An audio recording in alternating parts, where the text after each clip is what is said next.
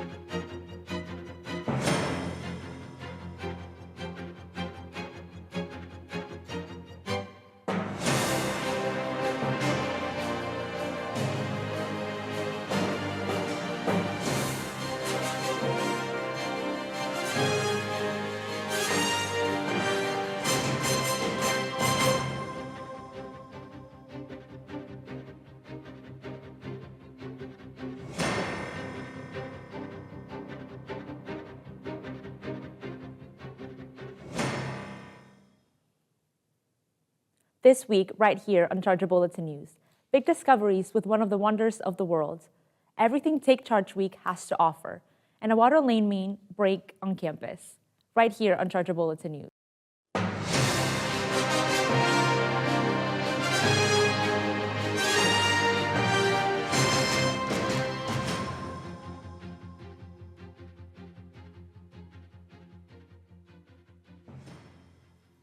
Welcome back to another episode of Charger Bulletin News. I'm Will Whalen. And I'm Hania Paral. Let's get right into this week's stories. Last week, the U.S. government released over 80,000 files related to John F. Kennedy's assassination, following an order from Donald Trump.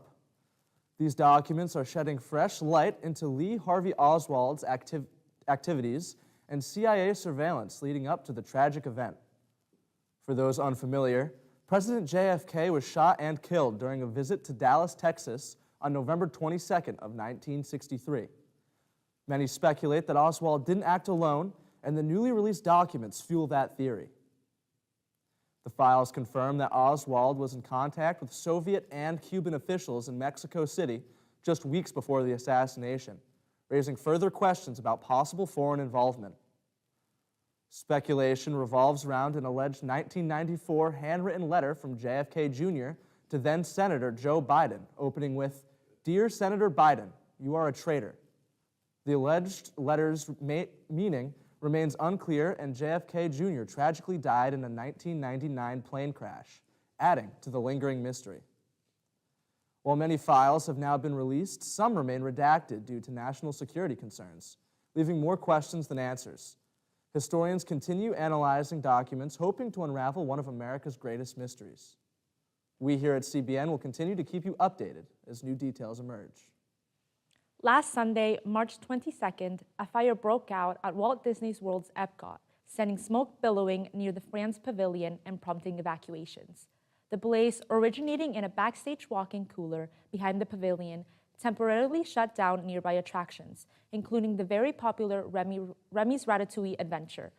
Firefighters quickly contained the flames, extinguishing the fire by 7:20 that evening, with no reported injuries. Despite the scare, Epcot resumed normal operation later that evening after inspections. The incident unfolded amid their International Flower and Garden Festival, with guests capturing the rising smoke on social media before being guided to safety. The exact cause of the fire remains under investigation, and Disney has not yet released an official statement on potential damages. As the park officials assess the aftermath, many are left wondering how this incident might impact Epcot moving forward. Now, let's head to Leah with updates in sports.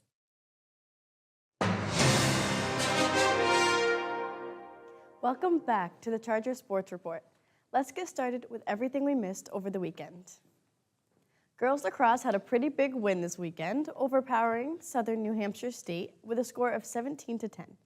Lindsay Belmont and Caitlin Seleni led the game in scoring 4 goals each. Helena Dunwoody and Katie Schenk were right behind with 3 goals. Gianna Caprioli helped her offense out by adding 2 goals and Summer Castiglione with 1. Great job, ladies. We're so excited to follow along this season. This past Tuesday, the softball girls had a doubleheader against the College of Staten Island on our home field. We started very strong, taking home a 7-3 win for the first game of the day. In the 5th inning, Peyton Sullivan was the first Charger to get a run. Her teammates didn't leave her alone in the scoring. Marzia Johnson, Bella Shanae, Stephanie Smith, Emily Ricci, Peyton Sullivan, and Kylie Thorpe all added to the scoreboard in the 7th inning. Our Chargers are in for a successful season, and we can't wait to see it. Our Chargers baseball team played a great game against Southern Connecticut State University yesterday afternoon. They walked away with a 4-2 win. Tyler Wells started the scoring, with Robert Taylor, Joe Frazett, and Casey Saru following, adding a run for our boys. The baseball team is ready to show out this season, and we are ready to excitedly follow along. Are you as excited as we are for the girls' tennis to start their season next week? They are coming off of an undefeated fall season and are the most recent winners of the NE10 Conference Championship. Their first game is April 2nd at 2 p.m. against Jefferson University in Philadelphia. This weekend, sports have fierce competition, home and away. Make sure to show up and show some support. For schedules and updates on Charger athletics, make sure to check out newhavenchargers.com. This has been your Charger Sports Report. Let's head over to Michael with entertainment. Thanks, Leah. Welcome to Entertainment. I'm Michael Crowley, and we have some exciting news for you to keep you in the loop, so let's get into it. The 10th edition of Lollapalooza Argentina, held March 21st to the 23rd, delivered an unforgettable weekend of music. Shawn Mendes won over fans with his heartfelt cover of Gracias a la Vida, while Olivia Rodrigo, making her Argentina debut, rocked the stage in a bold red outfit and surprised the crowd with a No Doubt cover alongside several of her chart-topping hits. The lineup also featured a mix of genres from several popular artists like Justin Timberlake, Alanis Morissette, Tool, Zedd, and many others, keeping the energy high. As Argentinian edition wrapped, excitement now shifts to Lollapalooza Chicago, happening July 31st to August 3rd in Grant Park. Some of the headliners include Olivia Rodrigo, Tyler, the Creator, Sabrina Carpenter, Luke Combs, Twice, A$AP Rocky, and many more. Tickets are now available on the official Lollapalooza website. So if you're a music junkie, make sure to grab some so you don't miss out. Snow White finally hit theaters on March 21st, but it seems to be a rotten apple at the box office. The film was expected to earn $100 million, yet only managed to clear $87.3 million. In comparison to their $270 million budget, Snow White is trickling down to bomb status. The lackluster turnout may be tied to the online backlash supporting lead actress Rachel Ziegler, who has vocalized her views on President Trump's MAGA movement. This led to the film being dubbed Snow Woke, sparking a boycott by conservative audiences who make up 63% of Disney princess movie audience. Additionally, Ziegler's comments labeled the original 1937 classic as extremely outdated, fueling even more criticism. Despite its slow start, box office analysis believed the film could recover through streaming, music revenue, and merchandising. Do you think Snow White can make a comeback? Or do you think Disney's live-action remakes need to be retired? Is it 2006? Unfortunately not, but our childhood stars Drake Bell and Josh Peck have finally reunited. Fans were shocked as the infamous Drake and Josh stars came together for the first time in nearly 20 years, appearing as a duo on Peck's Good Guys podcast. With this reunion comes renewed attention on their past with Nickelodeon, following the release of the documentary series Lights, Camera, Ready, exposing allegations against former Nickelodeon producer Dan Schneider. During the podcast, the two tackled long-standing friendship rumors and even opened up about the harsh realities that come with childhood stardom. Drake Bell also dove into the specifics in regarding to surviving sexual abuse and harassment at a young age. Let's take a look at the teaser of the podcast episode and see what this excitement is all about. Okay. Thank you for being here. From day one, like you are circled #1 guest. Next year, it'll be almost 20 years since we filmed the show, and I'm not quite sure we've ever sat down and talked. Drake Bell? Hey, what's up, buddy? Wow, this is gonna be like therapy. She wants to hear about a story. Oh, you wanna hear a story? I got a story. Were you guys close when filming the show? It's weird talking like this, but let's talk about it. This is crazy.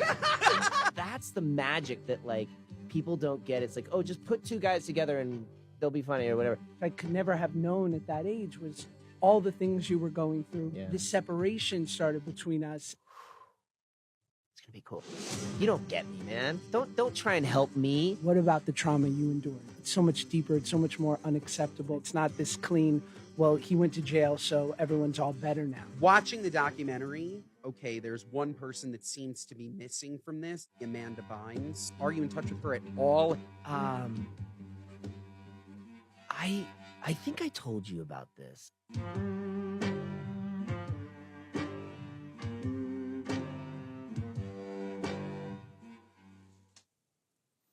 Part 1 of their emotional conversation aired this past Tuesday, March 25th, and Part 2's release date has yet to be announced. Fans can stay updated through the Good Guys podcast directly. What do you guys think of this reunion?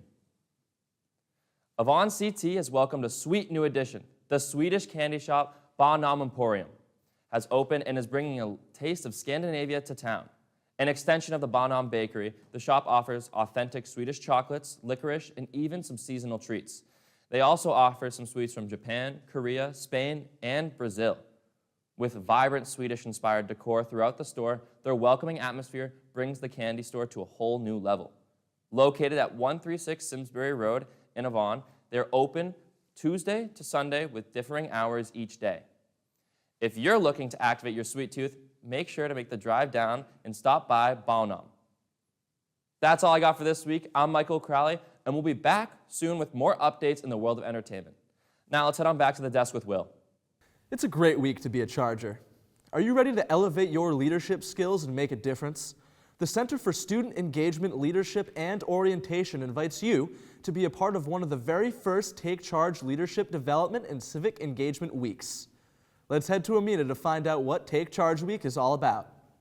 Thanks, guys. We're here at the Service to Success Molten Lounge, where students are going to be hearing from staff on how to turn their volunteer opportunities into career opportunities.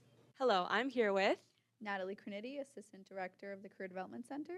and Brandon Woods, Associate Director in CELO. all right, so my first question for you guys is, what do you hope students gain from this Service to Success session? So today we talked about volunteering, right, in the community and at our university and how they can put that onto their resume. As students, you need to know that it's very important, right, when you volunteer in the community, and we want to make sure that employers are seeing that as well. Of course, thank you. Yeah, I would definitely echo what Natalie said.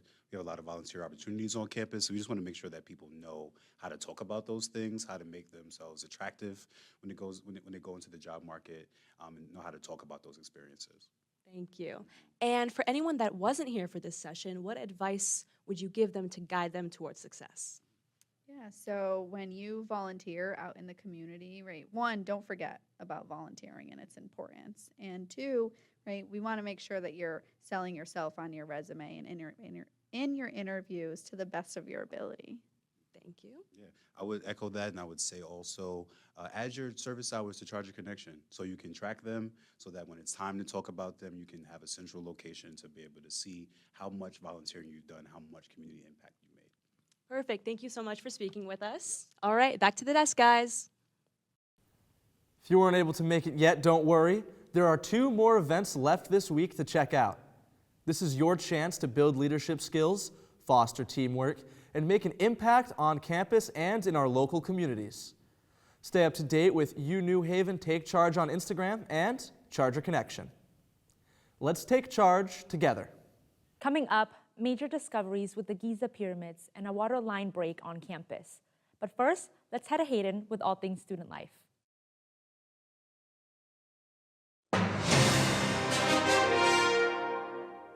Welcome back to Student Life. I'm Hayden Leach, and we have lots of updates as we work to finish up our semester. The university's dental hygiene program is offering free cleanings for students this semester. For those interested, here's everything you need to know. Cleanings require multiple appointments and are not completed in a single visit. Patients must be available at the same time each week for a 3-hour-long session. The dental center only offers preventative care, and treatments such as root canals, extractions, or fillings are not provided. Spots are limited and filled on a first-come, first-served basis. Those interested must email UNH Dental Center at newhaven.edu to inform them of your availability. For all jumping on this opportunity, enjoy your free cleanings. Thinking about graduate school? Consider staying right here at New Haven. This April, the Office of Graduate Admissions is hosting virtual info sessions to help explore the graduate programs available. Event dates are April 7th, 8th, and the 30th. If you're eager to jump in and learn more, look up graduate.newhaven.edu in your search bar or email admissionsoffice at graduate@newhaven.edu. Good luck to all looking to continue their education at a higher level. If you're looking for something fun to do this Saturday, make sure to stop by the German Club at 5:30 for Henna Night. The Mayat Center, the Office of Graduate and International Student Life, Muslim, Bangladesh, and Indian Student Council will all be partnering for a celebratory night filled with music and art.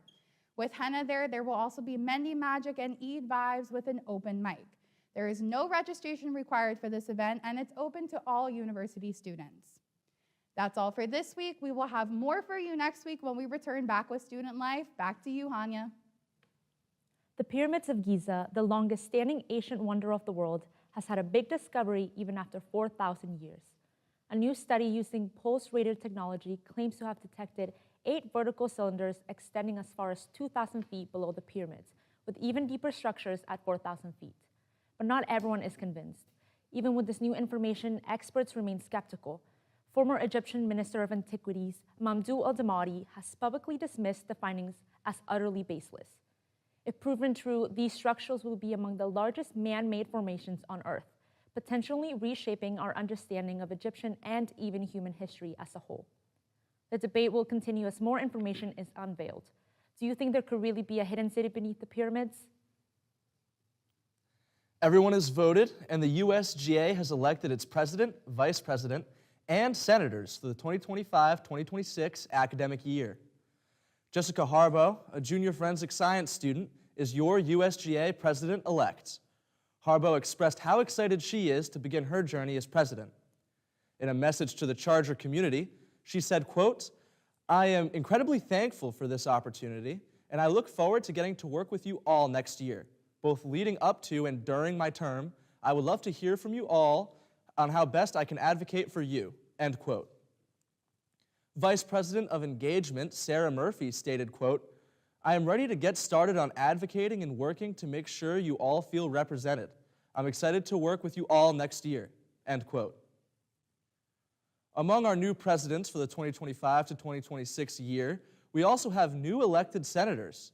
Kelsey Davis, Isabel Graham, Kayla Mitchell, Austin DePasquale, Haley Cunningham, and Sai Kathana Kotha will serve as your 2025 to 2026 senators. Make sure to see who your senator is to stay connected and stay involved on campus. Congratulations to all those newly elected leaders. We cannot wait to see what changes are on the horizon. Monday, March 24th, the Office of Public Safety alerted students and staff about a water contamination issue. The Regional Water Authority, in coordination with the university, sent emails and texts warning of potentially unsafe water to a main water break around 11:30 a.m. The Charger community was told to be alert for brown discoloration and to boil any water before consumption. Until the issue was resolved, the university urged everyone to limit water use. By 3 p.m., an update confirmed that repairs were complete. As a precaution, facilities flushed the campus water system twice before conducting a final clearing of all buildings by 8 that evening. For any questions or concerns, please direct your emails to officeofpublicsafety@newhaven.edu. This serves as a reminder for all Chargers to stay on top of their University Outlook account for important updates from the university officials. That's all the time we have for this week. You can check out the latest Charger Bulletin newspaper on chargerbulletin.com or in newsstands around campus. Stay up to date by following us on social media at Charger Bulletin. Check out our link tree for access to the Horseshoe magazine. Thank you for joining us. I'm Will Whalen. And I'm Hania Paral. We will see you next week with another episode of Charger Bulletin News.